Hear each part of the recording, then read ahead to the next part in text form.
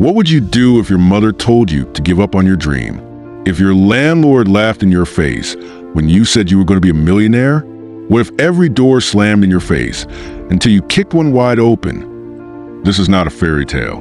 This is a story of a black man from East London who dared to invest when he had nothing. And now, he owns the very bank that once denied him a loan. But before the suits, the skyscrapers, and the seven-figure deals, there was a struggle. Raw, unfiltered, ugly. This is how it began.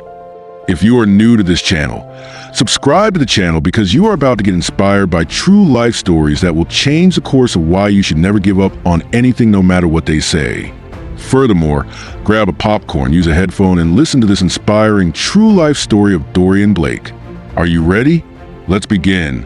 Once upon a time, Dorian Blake was late on rent. Again, Dorian Blake stood in the doorway of a crumbling council flat on the outskirts of Hackney, staring at the eviction notice pinned to his door like a final insult.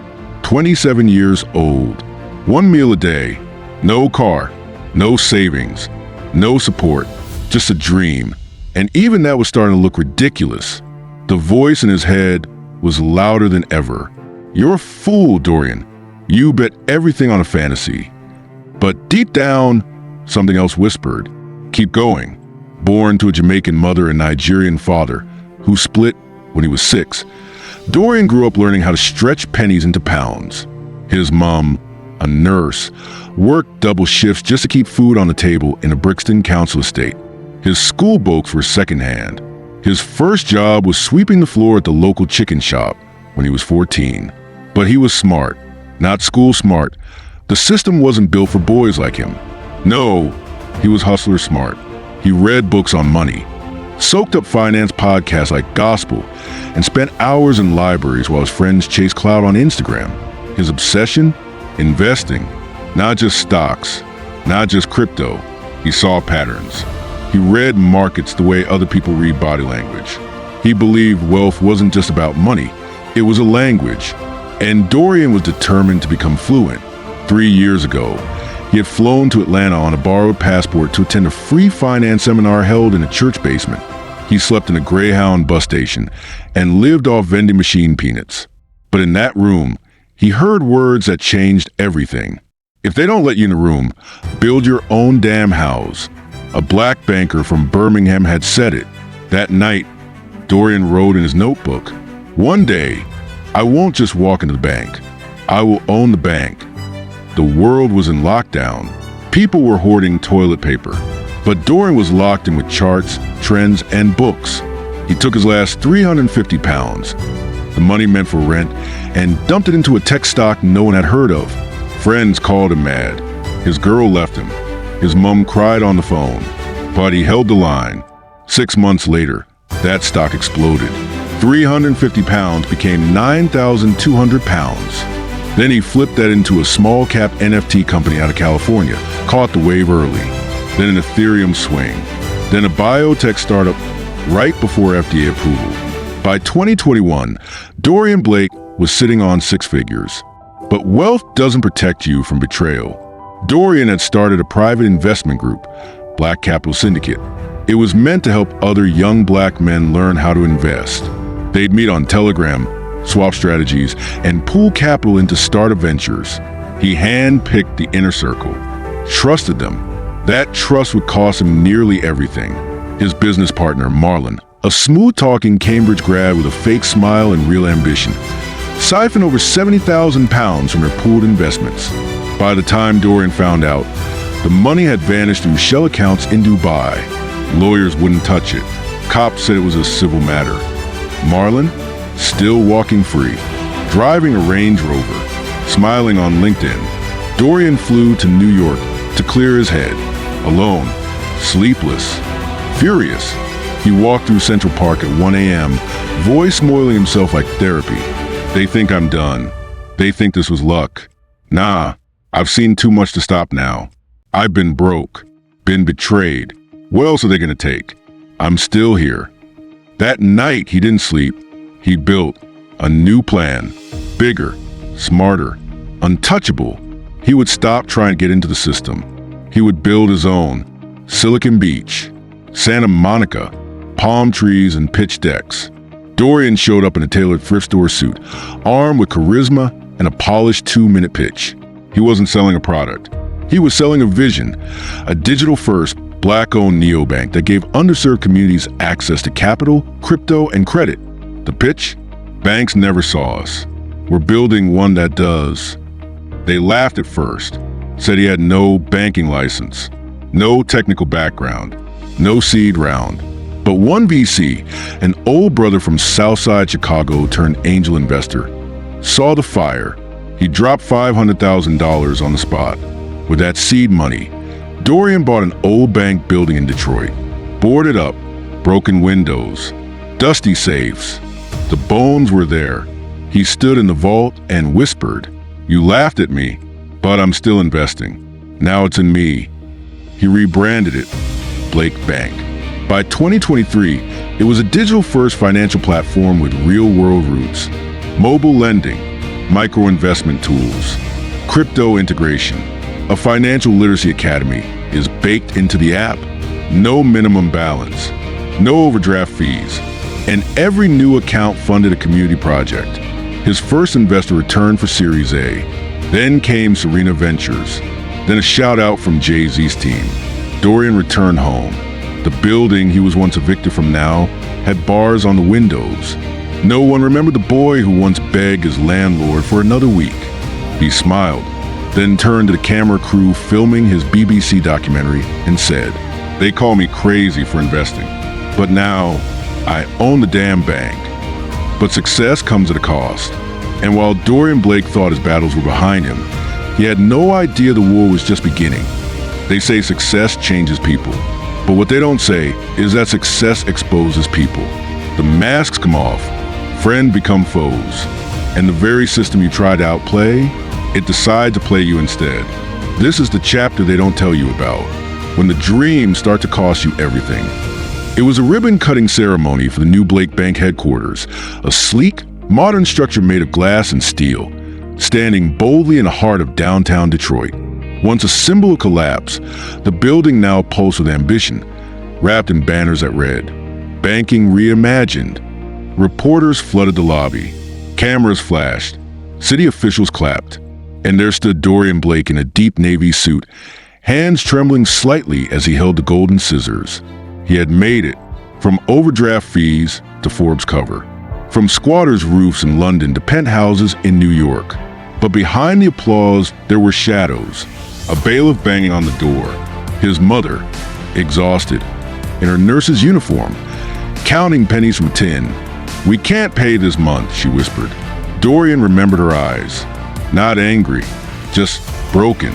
Back then, he didn't understand interest rates, or eviction notices, or why the bank refused to refinance her debt after she lost her second job. He only knew hunger, and the sound of silence when a refrigerator is empty. One day, he told himself, I'll make sure nobody lives like this again. Reality was more brutal than vision. The platform had exploded. Over 200,000 users in just 6 months. But fast growth meant high burn. The Series B funding was late. Operational costs ballooned. And the dev team was overworked and underpaid. Every day was a knife fight with code, compliance, and customer complaints. One morning, his CFO, a Ghanaian-American fintech veteran named Renee, dropped the bombshell. We're bleeding £2.5 million a month. If that VC wire doesn't hit by Friday, we miss payroll. Dorian stared out the window. He had fought through poverty, but now he was fighting against time. Desperate to secure bridge funding, Dorian flew to Atlanta to speak at the Black Wealth Summit, where every Black millionaire, CEO, and investor was in one room. Backstage, he ran into an old friend, Malik Carter. They had built the original Telegram group together back in 2020, but Malik left after falling out over transparency. Now Malik ran a hedge fund, backed by some of the biggest names in entertainment and politics. Still betting on dreams, D? Malik smirked. You built something. I'll give you that. But the streets are talking. Whispers about missing money. Fraud investigations. IRS heat. Dorian's heart tightened. What the hell are you talking about? Malik leaned in. You're disrupting the wrong system. And They're coming for you. Dear Mr. Blake, you are hereby ordered to appear before the United States District Court for allegations pertaining to securities violations, money laundering, and misuse of investor funds. Dorian stood in a courtroom built for giants. Wood panel walls, white men in $10,000 suits, a judge who barely looked at him. His lawyer, Alicia Reed, a brilliant black defense attorney from Baltimore, whispered, "They're trying to crush you before you scale." The prosecutor, a white man named William Tressler, connected, polished, dangerous. He slammed Dorian with allegations built on manipulated documents and twisted facts. Claimed Dorian misled investors. Said Blake Bank had backdoors for laundering crypto. That he'd used company money to buy his penthouse in Canary Wharf. None of it was true, but the weight of the accusations was enough to make headlines. The court froze £4.8 million of Blake Bank's assets pending investigation.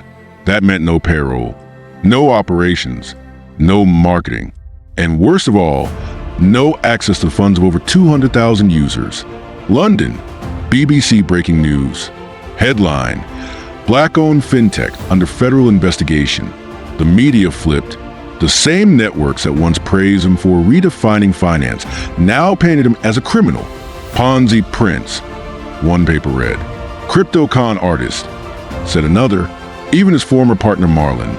Yes, the same one who stole from him, went on Sky News and called him reckless. It was betrayal layered upon betrayal. Dorian was banned from accessing his own company's accounts.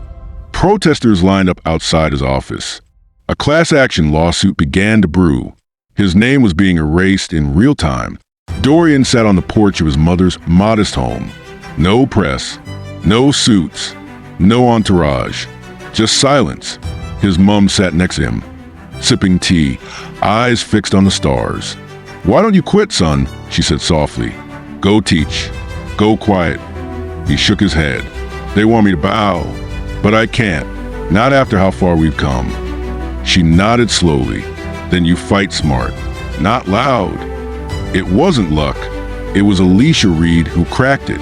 While reviewing court discovery documents, she discovered an internal memo from the prosecutor's office, labeled for Tressler only. Inside, coordination between the prosecution and private competitors in the fintech space. It was a setup. Blake Bank was disrupting lending models. Banks didn't like that. Political donors didn't like that. And one major competitor had paid a consultant who used to work in the DA's office. It was corruption, deep, strategic, and well-funded. The once buzzing Blake Bank headquarters was now a ghost town. Employees laid off, investors vanished, regulators swarmed. And still Dorian stood. With what little money he had left, he hired an independent auditing firm to do a full financial sweep. The result? 100% clean. No fraud, no laundering, no misuse. And then came the whistleblower, a young analyst from the prosecutor's office who leaked an audio recording of Tressler saying, "We'll freeze him out, drain the funds. Even if he wins, he'll be broke. That's how you kill a black bank." Dorian appeared live on CNN. No suit, no script, just truth. "I built this from a dream, not for profit, for people." But when a black man creates a platform that threatens institutions, they don't debate him, they destroy him. But I'm not done. I will not fold. Not now. Not ever. The video went viral. 10 million views in 2 days. Public pressure mounted. Protesters switched signs. Civil rights leaders stepped in. And Tressler? Quietly removed from the case. But the damage was done. The court dropped the charges. But Blake Bank was bleeding. The trust was shattered. Half the users are gone. And the worst? His former friend Malik Carter had bought controlling shares of a key partner company and now had voting power in Blake Bank's future. Malik sat across from him, calm and smug. "Take the buyout, Dorian. Walk away with what's left of your pride. You fought the system. Good job. Now go." Dorian stared at the skyline, then back at Malik. "You don't get it. I didn't build this to get rich. I built this because we were never supposed to have one of these. And you sold the dream to the enemy." Malik smiled. "And you're too emotional to win." Dorian sat in silence, surrounded by paperwork, court files, and financials. Alone again, back to square one. But something was different. This wasn't the end. This was war. They thought they broke him. They thought they buried the dream. But Dorian Blake isn't done. Not by a long shot. He's coming for the empire. And next time, he's not asking for permission. When you've lost your money, your company, your reputation, what do you have left? For most, the answer is nothing. But for a visionary like Dorian Blake, when the world burned his name in ashes, he dug to the fire and found gold. This is the reckoning. This is the part they never see coming. The room smelled like stale coffee and frustration. Dorian hadn't shaved in days. His laptop buzzed low with the sound of financial reports and legal files. On his whiteboard were scribbles, arrows, maps of old finance routes from the Caribbean to London, and data sheets no one would touch. Everyone thought he was down for the count. They were wrong. The case was dropped. But Blake Bank was still on life support. The court of public opinion had filed its own judgment. Worse still, Malik Carter, his old friend turned rival, now controlled a strategic voting share in the bank. Dorian didn't just need a comeback. He needed a checkmate. This is where the resurrection began. Dorian slipped through the quiet stacks of the LSE Law Library, reading obscure financial histories. He didn't need modern advice. He needed the forgotten plays, the original cheat codes of banking. And deep inside a dusty leather-bound ledger from 1901, he found it, a case study on reciprocal charters, an archaic banking clause used in the late 1800s by colonial trade syndicates to create self-regulated financial institutions outside of Crown jurisdiction. Most considered it a legal relic, but Dorian's mind raced. He tracked down a retired Caribbean banking lawyer, Fiona R. Caliste, who had once defended island-based digital finance projects from U.S. overreach. He pitched her the impossible. Is there any way to use those reciprocal charter laws in a modern digital landscape? She laughed at first, but then she got quiet. If you incorporated in St. Lucia, piggybacked it to the British Virgin Islands, and ran digital rails through a Belizean custody hub, you might have a sovereign framework the US and UK can't touch. And if I build a DAO, then technically, it wouldn't be you owning it. Dorian flew back to Detroit, not to reclaim the bank, but to rebuild it. He assembled his most loyal engineers, legal minds, and community leaders into a late-night war room beneath an abandoned church. Project codename, Shadow Vault. The idea? A decentralized autonomous bank, built on blockchain governance, chartered outside traditional jurisdictions, operating via smart contracts, and owned by the people. No CEO, no board, no exploitable figurehead. Blake Bank would become a movement, but they needed funding, and Dorian was tapped out. While speaking anonymously at a fringe tech conference, Dorian dropped hints about a sovereign DAO-based finance engine. A rogue angel investor, known online only as Crimson Knight, messaged him afterward. "We've been waiting for someone like you." 2 weeks later, a crypto wallet received a transfer, 800 BTC, nearly $20 million. No name, no strings, just one message: build it before they see you coming. Malik received word Blake Bank was launching again, this time offshore. He called an emergency board meeting. Furious. He's a fugitive, a fraud. If this DAO model gets traction, we lose everything. We need to stop him. But Malik had underestimated one thing: the people. Word of the Shadow Vault DAO spread like wildfire across Reddit, TikTok, Black Twitter, and diaspora finance forums. Within a month, 30,000 wallets joined. Teachers, barbers, street vendors, coders, all owned a share, all had a vote, all became the bank. CNN, this isn't a bank, it's a digital uprising. BBC, could the Shadow Vault spell the end of traditional banking for marginalized communities? Sky News, Dorian Blake may have just rewritten the rule book. The U.S. Treasury met in secret. We have a problem. He's operating beyond our jurisdiction.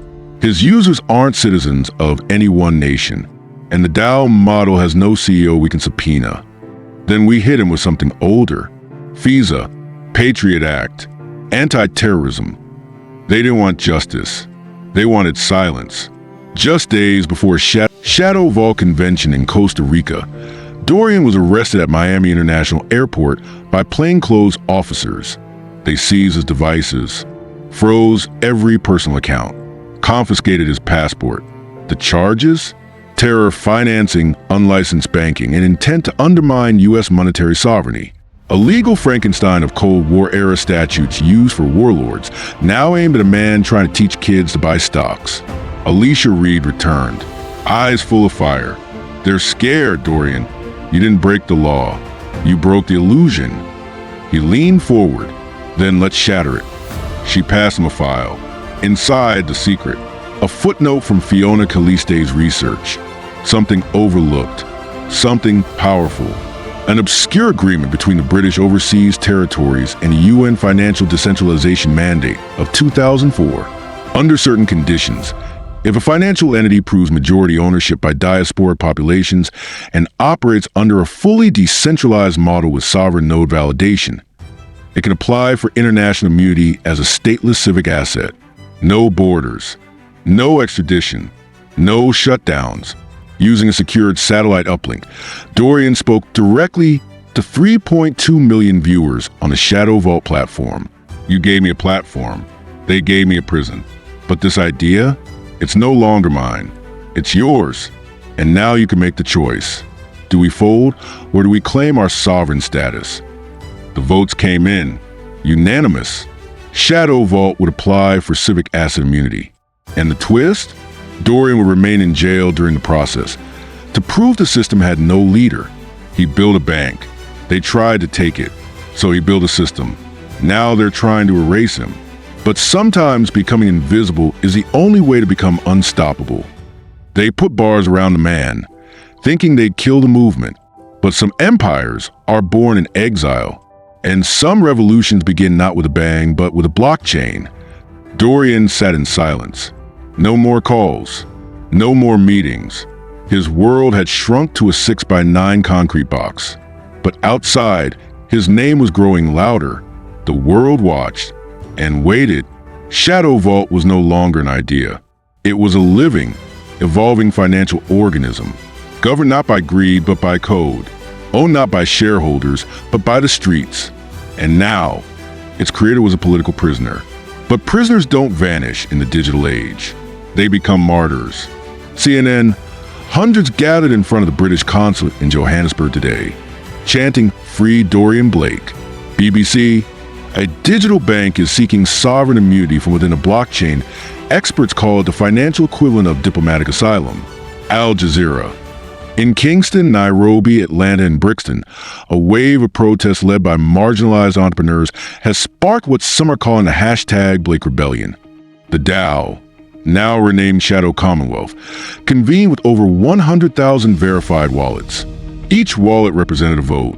They used zero-knowledge proofs and smart contract systems to maintain absolute democracy. One vote, one voice. And the first proposal? Allocate 5% of the treasury to form a legal super team to defend Blake and protect DAO assets. Passed in 12 minutes. Dorian didn't make the decision. The people did. Zara Hanafi had never lost a case. She wore black like it was armor, known in the Middle East as a falcon of finance. She took one look at the DOJ's complaint against Dorian and laughed. This is fear disguised as law. We'll bury them in technicalities before this ever sees a jury. Zara launched a 20-country legal blitz, filed challenges in The Hague, issued writs in Bermuda, activated dormant defense treaties in Nigeria. You don't need to win, Dorian. What do you mean? You just need to outlast them. Zara revealed a little-known clause in the Civic Asset Mandate. Any applicant with a pending sovereign petition may request a digital proxy to act on their behalf until trial or international ruling, which means you may be locked in here, but your voice doesn't have to be. Yes, Antarctica, using DAO funds, the Shadow Commonwealth acquired server space in a demilitarized Antarctic jurisdiction, a legal no man's land. They deployed a series of self-governing AIs trained on Dorian's voice, writing, philosophy, and strategy. The result? Ghost Dorian, an autonomous digital twin that acted as a spokesperson and strategist. Legally speaking, he was just a voice interface. But to millions of DAO users, Ghost Dorian was a movement, and every broadcast was streamed in multiple languages, 24/7 across the globe. Traditional banks panicked. JP Morgan. Shadow Commonwealth poses an existential risk to global credit markets. Goldman Sachs. Unregulated, decentralized structures threaten national currencies. Fox News. Digital terrorism disguised as progress. But every attack made the people rally harder. Every smear grew the legend. And behind the scenes, Shadow Commonwealth launched Voltex, the world's first AI-curated community investment engine. It pooled DAO funds and deployed microloans, startup capital, and wealth-building resources in overlooked neighborhoods from Lagos to Leeds. The twist? All profits were redistributed through DAO-held tokens. For the first time in history, poor communities owned the yield. Clara Mensah received $7,000 in USDC, used it to start a West African food truck. 6 months later, she voted on which businesses VaultX should fund next. She wasn't just a borrower, she was a governor. She told BBC News, "I used to wait for a seat at the table. Now, I own part of the building." Zara Nafees stood at the podium, flanked by international observers. This is not a case about banking. It's about fear. My client created a system the world wasn't ready for. That doesn't make him a criminal. That makes him a visionary. Her arguments rocked the court. The judge requested a recess. Backroom whispers erupted across agencies. There was no precedence, no playbook. They were losing control. His face was worn, eyes distant, but there was a smirk. Because of the empire he built was thriving. Because from that cell, with no money, no freedom, and no safety, he had become the most dangerous man in global finance. You don't need to beg for equity. You code it. You don't need to march for representation. You vote with your wallet. The new world won't be inherited. It will be engineered. The crowd of young developers erupted. UN advisors exchanged glances. What he was saying wasn't just revolutionary. It was inevitable. 3 government men in suits. 1 folder. Stamped, Black Site Blake. He won't go away. The people won't stop. We've tried law, slander, and confinement. Then we escalate. The folder closed. Outside the window, a drone hovered. He gave them a system. They gave him a sentence. But now, the system speaks without him. And somewhere in the shadows, they're planning their final move. What happens next could rewrite the world. They said Dorian Blake was a fool, a man who bet everything on a dream. They thought he would fade. But you can't kill what's built on truth. The final move's here. And this time, it's not just a system that's being challenged. It's the very idea of control. Dorian Blake had not slept in 3 days.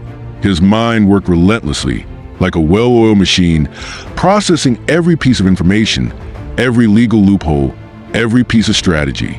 He was no longer fighting the case against him. He was fighting for control over his own destiny. And the world was watching. The prosecution believed they had him.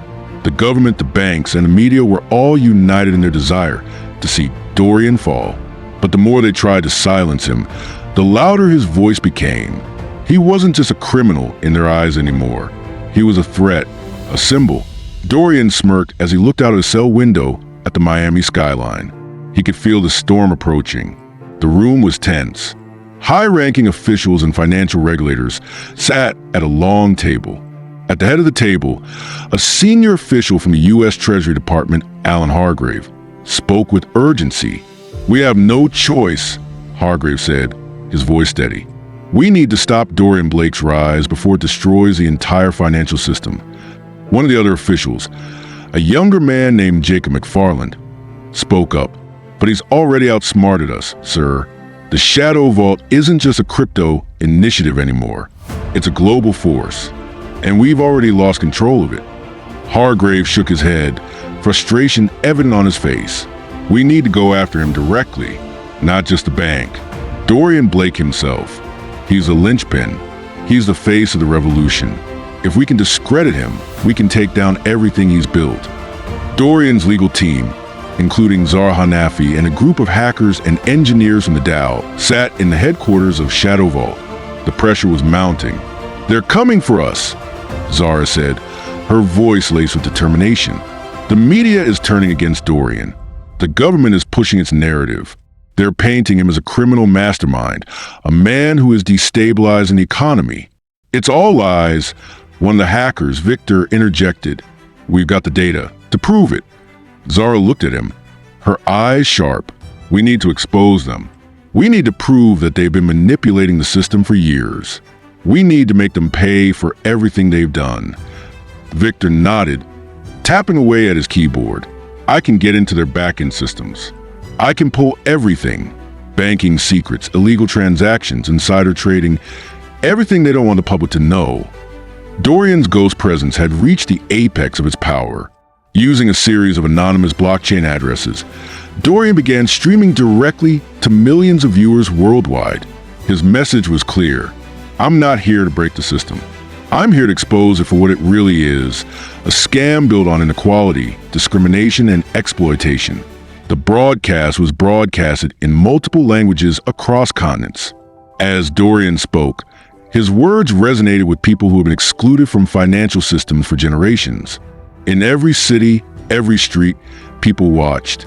They shared, they liked, they commented. But it wasn't just a message of rebellion. It was a message of truth. They sold you a lie. But the truth is, you've always had the power. The only thing standing in your way is the system, and it's time we tear it down. Dorian's voice echoed like a call to arms, and across the world, people began to answer. Zara and Dorian sat face to face, their connection more intense than ever. "We have to expose the corruption at the highest level," Zara said. "We've got the information. We just need to act on it before they close the doors on us." Dorian leaned forward, his eyes intense. "We don't need to outsmart them, Zara. We need to show them how small they really are." She nodded, understanding the gravity of the situation. "I've got a plan. It's going to hurt them, but it will also set you free." Across the world, breaking news flashed on every screen. BBC, Dorian Blake's Shadow Vault DAO uncovers massive financial corruption within the U.S. Treasury. The DAO has now released evidence of systemic manipulation and insider trading. Reuters, documents reveal that major financial institutions have been involved in large-scale money laundering and tax evasion for over a decade. Dorian Blake is leading the charge to expose it all. New York Times. With Dorian Blake in federal detention, Shadow Vault has become a symbol of resistance to a corrupt global financial system. The people have spoken, and now they will not be silenced. The media was no longer attacking Dorian. Now, they were forced to cover the truth. But that truth came at a price. The very institutions that once controlled global wealth and influence were now under siege. And the only thing left to do was fight back. The day had come, the final battle. Dorian stood in the courtroom, facing the very people who had once tried to break him. The government officials, the bankers, the media moguls. They all thought they had him cornered. But what they didn't realize was that Dorian Blake had already won. As the trial went on, Zara stood up to present her case. "We have uncovered more than just Dorian Blake's financial records," she said, her voice steady. "We have uncovered the darkest secrets of those who thought they could control the system." With that, Zara dropped a bombshell that would change everything. The final move is made, and the world has no choice but to watch. But what happens when the system is exposed? When the tables are turned? When the empire falls? The question isn't who wins. It's who survives a revolution. They said he was crazy. They said he was a fool. They said the system would break him. But today, we stand in the ruins of that same system, watching a new empire rise. And it's not built on money. It's built on resilience, on vision, on the unshakable belief that the only true power is in the hands of the people. The headlines were everywhere. BBC, Dorian Blake's Shadow Commonwealth DAO secures 20% of global market share in under 3 months. A financial revolution in the making. Forbes, Shadow Vault investors now hold equity in over 5,000 companies worldwide. The true face of decentralized finance has arrived. Al Jazeera. Dorian Blake's rise to power proves the system can be broken and rebuilt. The world had watched as Dorian Blake, once considered a criminal, a pariah, had risen from the ashes of a broken financial system to become one of the wealthiest and most influential men on the planet. And it wasn't just his wealth that commanded attention.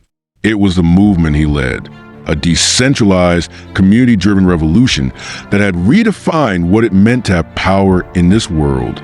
Dorian stood before a massive digital map, his fingers tracing the lines of the Shadow Commonwealth's global influence. He had built this empire from the ground up. Every transaction, every strategic move, every partnership had been calculated. And now, he controlled not just the bank, he controlled the future. This isn't just about financial freedom. This is about owning our own destinies. Dorian said to his inner circle, "We've shown the world that it's not the banks or the governments that hold power. It's the people. Always has been." The team around him nodded, their faces a mix of awe and admiration. Victor, one of the original hackers who helped build the Shadow Vault, spoke up. "We've infiltrated every major industry. We control supply chains, digital currencies, and even global communication systems. The old world is crumbling, and we're here to build something better." Dorian looked out the window as the plane soared above the clouds. Below him, the streets of Miami looked small and insignificant, but he knew that Miami was just a reflection of what had happened to the rest of the world. People who had once been forgotten were now thriving. The economic system had been reshaped, and it was all thanks to the very vision that the world had once ridiculed. They laughed at us. They laughed at me, but we turned their mockery into power. Dorian muttered to himself, his voice calm, reflective. He had made his first $1 million through cryptocurrency. Now, he was the owner of the bank, not just a player in the game. A flash of his past came to mind. The nights he spent strategizing in dimly lit apartments, his only companions the flickering screens of cryptocurrency charts. Then he thought of the betrayal, the friends who had turned their backs. The family thought he was mad. They were all gone. But that didn't matter now. He had something far more powerful: control. The world had changed, and Dorian Blake had become a force to be reckoned with. The gala was a celebration of the new world, a world that had been created by the very system they had once called crazy.